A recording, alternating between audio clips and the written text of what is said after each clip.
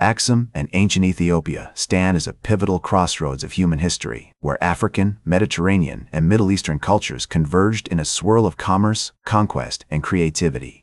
This ancient civilization's impact can still be felt in the modern world, from the spread of Christianity to the development of unique architectural styles.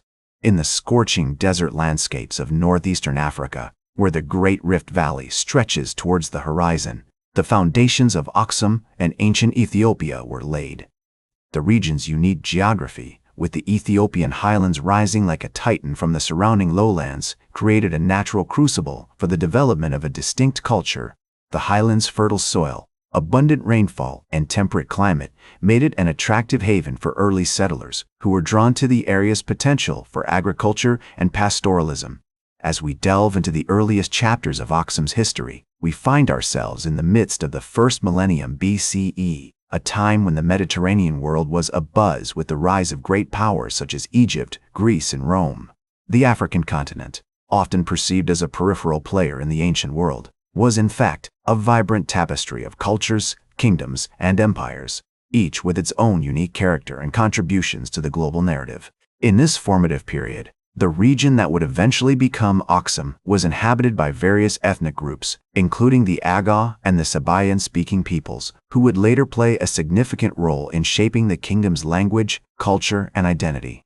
The Sabaeans, in particular, were a group of South Arabian migrants who had crossed the Red Sea from modern-day Yemen, bringing with them their distinct linguistic and cultural traditions. The arrival of the Sabaeans in the Ethiopian highlands marked the beginning of a profound transformation, as they introduced new technologies, such as ironworking and advanced agricultural practices, which would have a lasting impact on the region's development.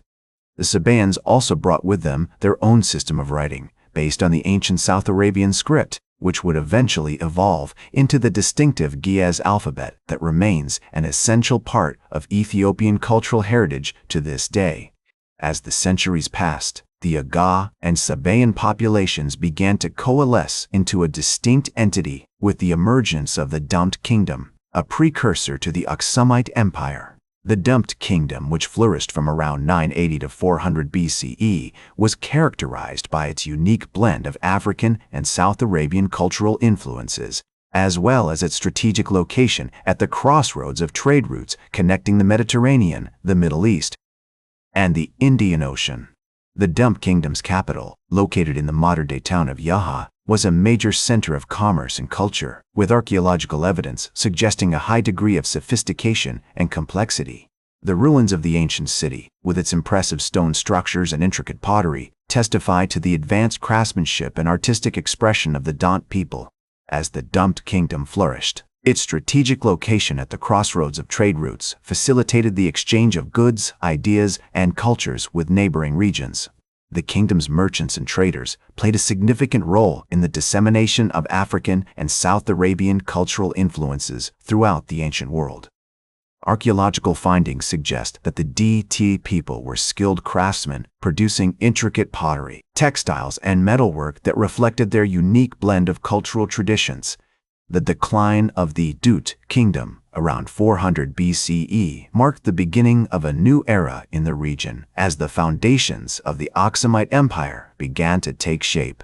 The emergence of Axum as a major power was facilitated by its strategic location on the trade routes connecting the Mediterranean, the Middle East, and the Indian Ocean. The city's proximity to the Red Sea made it an ideal hub for maritime trade, with merchants and sailors from across the ancient world converging on its ports.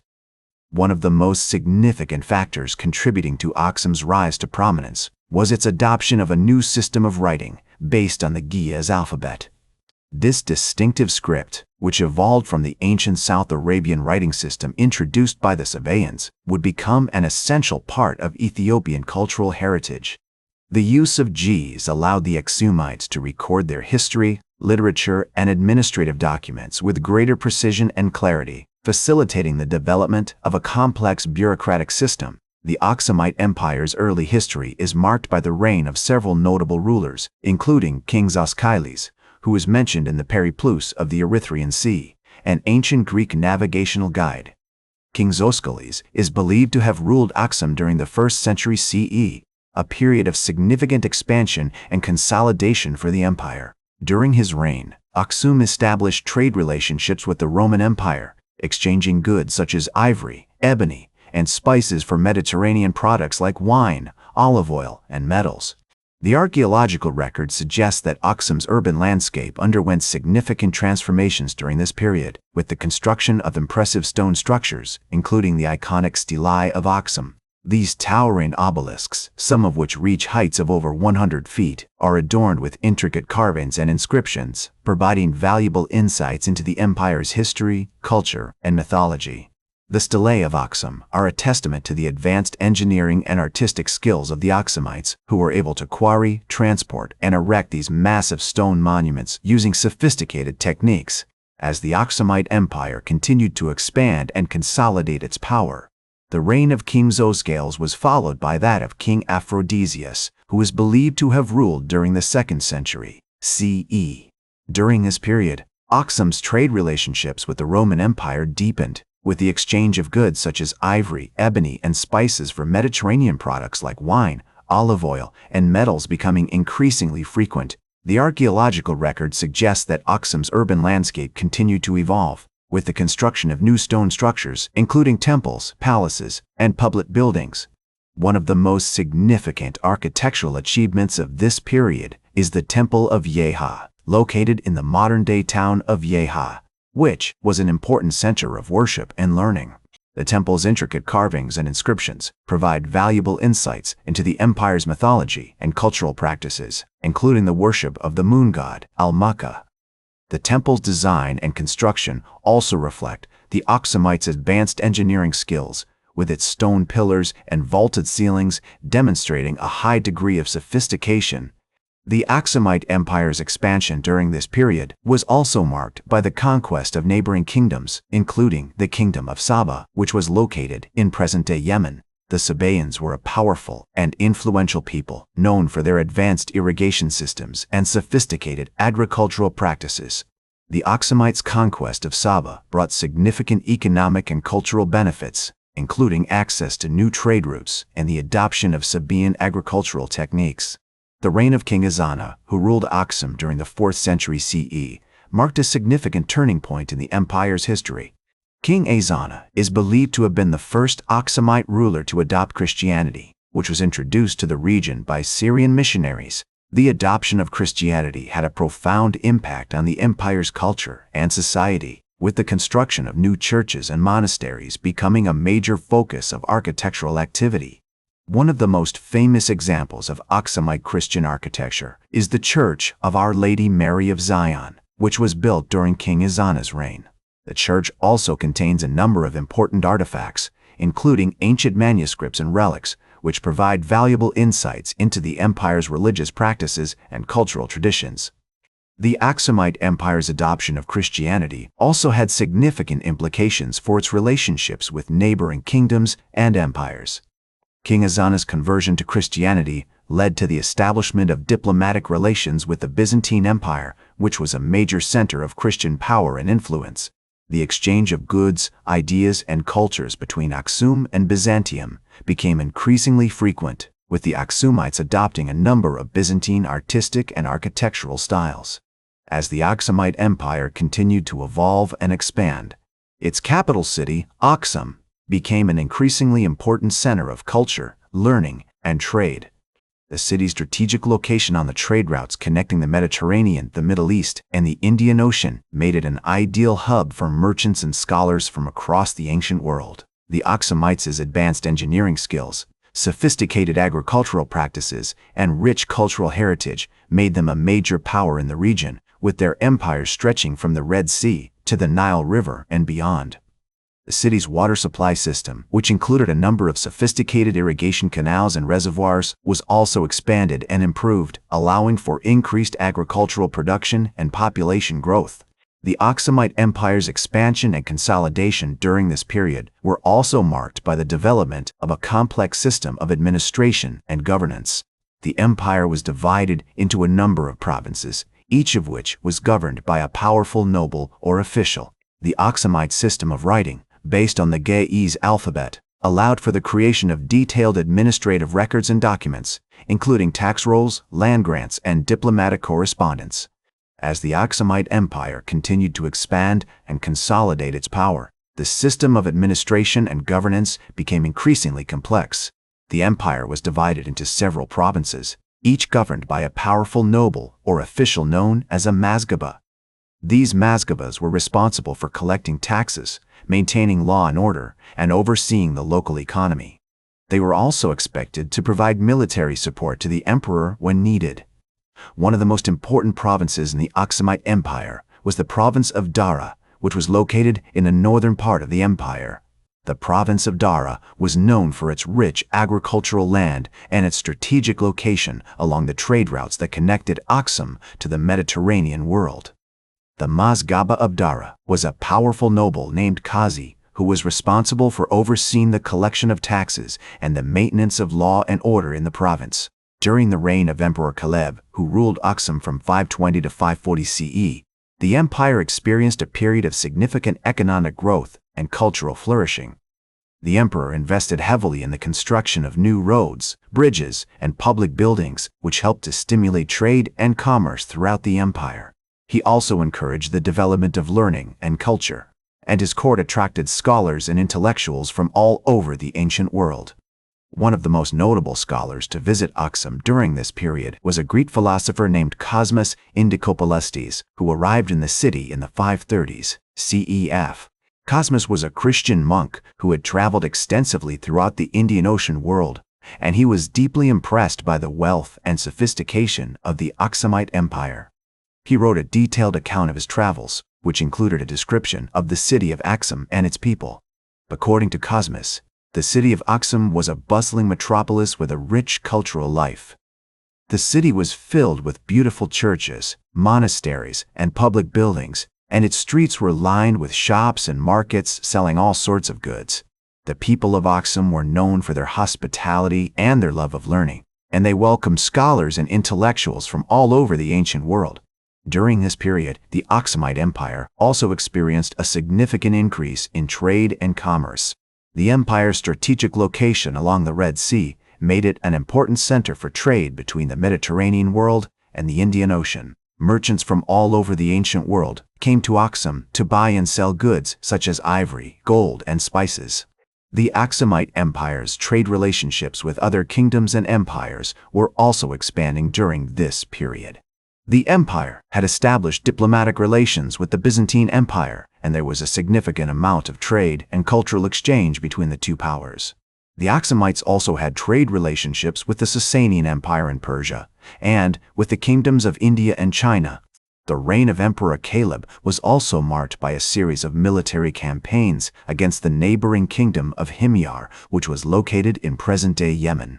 The Himyarites were a powerful and influential people who had long been a thorn in the side of the Axumite Empire.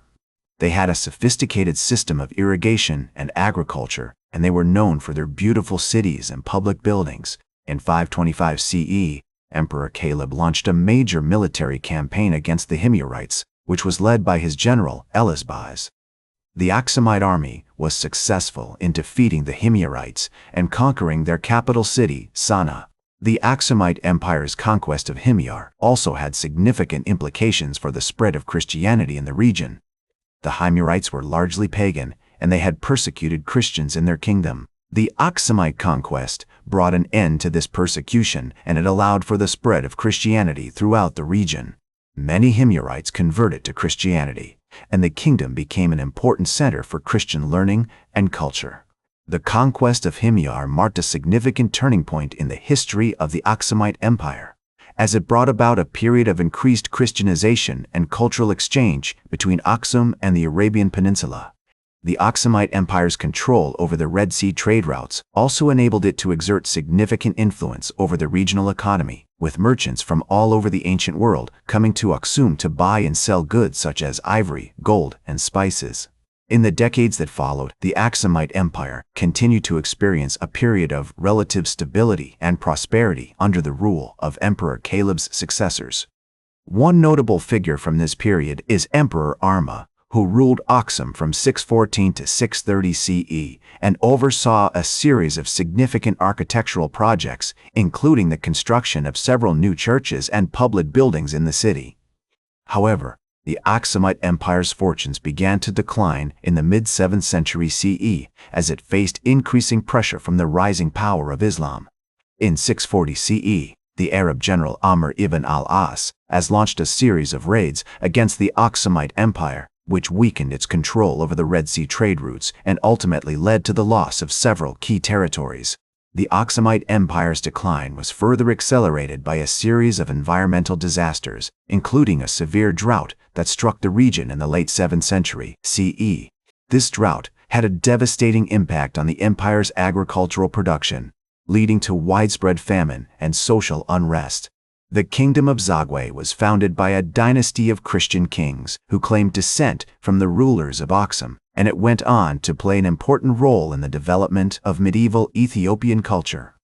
One notable figure from this period is King Lalibela, who ruled the Kingdom of Zagwe from 1187 to 1221 CE and oversaw the construction of several magnificent rock-hewn churches in the city of Lalibela.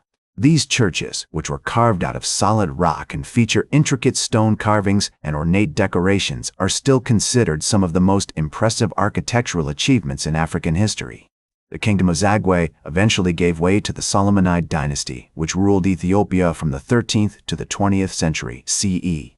The Solomonid dynasty claimed descent from the rulers of Axum and sought to revive the glory of the ancient empire. They oversaw a period of significant cultural and economic development in Ethiopia, including the establishment of several new monasteries and churches. In the centuries that followed, the legacy of the Axumite Empire continued to shape Ethiopian culture and identity.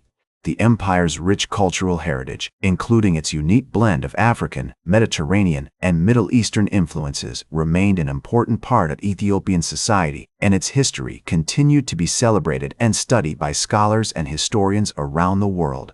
The final remnants of the Axumite Empire's physical presence can still be seen in the ruins of its ancient cities, including Axum itself, which features several impressive stone obelisks and other archaeological remains. The site of Axum has been designated a UNESCO World Heritage Site and attracts thousands of visitors each year who come to marvel at the empire's architectural achievements and learn about its rich history. The influence of the Axumite Empire can also be seen in the many Ethiopian manuscripts and artifacts that have survived to the present day. These include several important biblical manuscripts, such as the Garima Gospels, which date back to the 5th or 6th century CE and feature intricate illustrations and ornate decorations.